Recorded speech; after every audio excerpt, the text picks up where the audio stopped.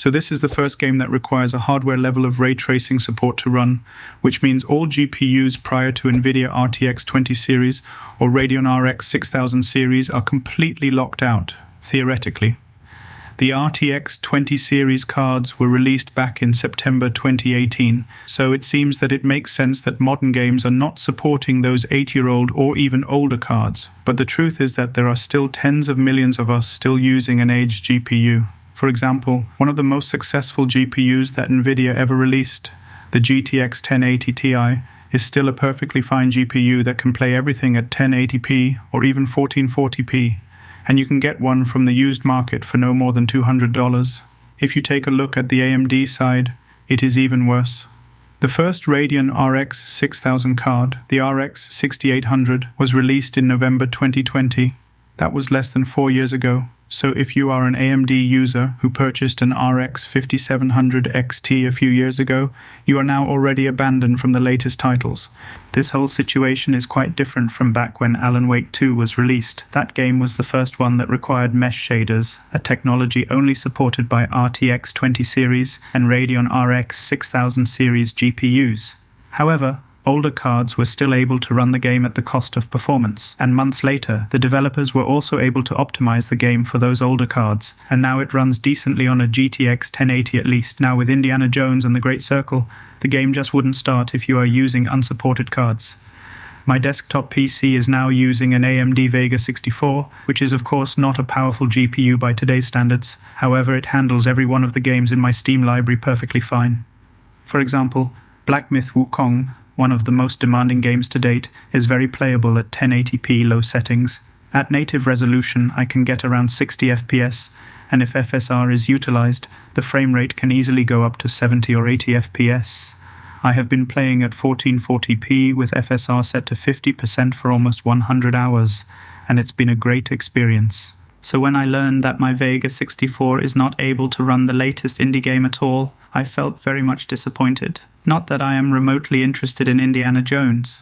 In fact, I have never finished a full movie of Indiana Jones in my whole life without falling asleep. All I was thinking about was that I may need to replace my GPU very soon. Fast forward a few months later, I found that some people figured out that the game is in fact playable, even with an old unsupported GPU. So after some research, I have successfully gotten the game to run with my Vega 64, and it far exceeds my expectations when it comes to performance. But first, we need to address the obvious facts. In order to run this game on unsupported GPUs, you need to use Linux. Yes, it is impossible to do it on Windows. After all these reports that many games cannot run on Linux, finally we have this one example to prove that Linux gaming is indeed better. Before you grab a USB disk to create a Linux installation drive, there are a few more things that you need to make sure of as well. First of all, NVIDIA cards are not supported here either.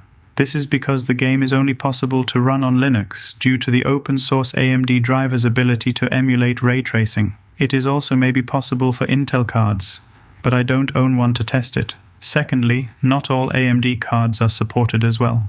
If you are still gaming with the legendary RX 580, which is absolutely not a bad GPU to this day, you are out of luck here, due to the lack of certain Vulkan extensions.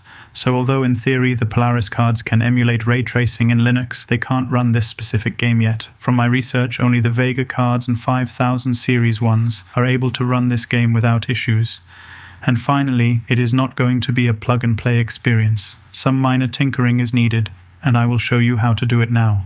Now, assuming you have already installed a functioning Linux OS, whichever distro you choose doesn't matter here. You don't need the latest kernel version and the latest Mesa driver, since the emulation of ray tracing has been implemented a long time ago. In my case, I am using Ubuntu 24.04 with the 6.11 kernel. After installing the game in Steam, you have to tell the game to use Proton Hotfix, otherwise it won't work. Also, in the launch options, you need to use these parameters. At first I thought the emulated ray tracing part was already enough, but then, even though the game started, there were graphical issues that completely broke the game. So after some research, I found that you would also need these for the game to run properly.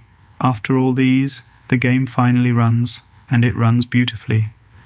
At 1080p, I'm getting around 50 to 60 FPS in the jungle area, and 70 to 80 later in the indoor section. The game looks amazing even at low settings. and I am running at native resolution. But after 2 hours, it bores me just like the movie did many years ago. At least it makes me feel good about Linux gaming this time.